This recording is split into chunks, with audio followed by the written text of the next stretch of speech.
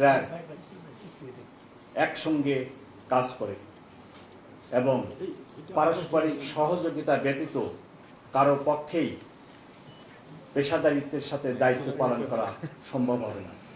তাই আপনাদের সহযোগিতা আমার একান্ত কাম্য। গত জুলাই আগস্টের ধ্বংসযজ্ঞ এবং নানা ধরনের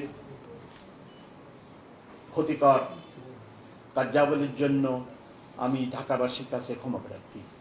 আমরা ঢাকা মেট্রোপলিটন পুলিশের সদস্যবৃন্দ নতুন করে ঢাকাবাসীকে সেবা দেওয়ার জন্য প্রতিজ্ঞাবদ্ধ হয়েছি। আপনারা লক্ষ্য করেছেন যে জুলাই আগস্টের ঘটনার পর ঢাকা মেট্রোপলিটন পুলিশ যখন অনেকটা নিষ্ক্রিয় হয়ে যায়, তখন ঢাকাবাসীর জীবন এবং সম্পদ কি পরিমাণ অনিরাপদ হয়ে যায়। আমি আশ্বস্ত করতে চাই, আমার যারা সহকর্মী আছেন তাদেরকে সঙ্গে নিয়ে এবং আপনাদের সাহায্য সহযোগিতা নিয়ে ঢাকাবাসীর জান ও মালের হেফাজত করে যাব।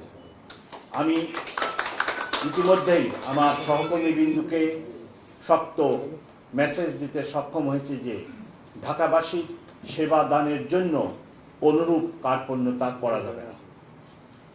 আগামী 16 ডিসেম্বর, 25শে ডিসেম্বর এবং ইংরেজি নববর্ষকে কেন্দ্র করে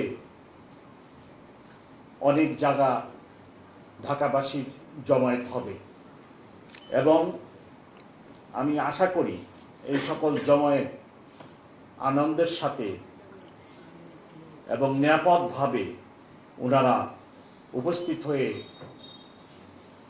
এই দিনগুলি উদযাপন করবে। এখন পর্যন্ত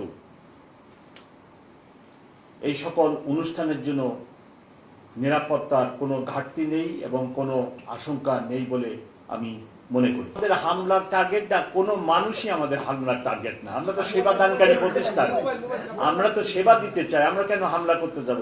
এর ভিতরেও যদি কোনো ঘটনা হয়ে থাকে সভাপতি সাহেব বা সাধারণ সভাপতিকে রিকোয়েস্ট করব আমার নজরে আনবেন, আমি অবশ্যই তদন্ত করব। আমার অফিসাররা তো ডিসিপ্লিন থাকতে হবে।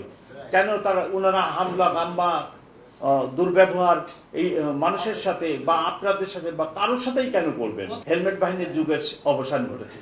আজকের এই বৃত্তি প্রদান অনুষ্ঠানে উপস্থিত হতে পেরে আনন্দ এবং আমার কোনো সরকারি ফান্ড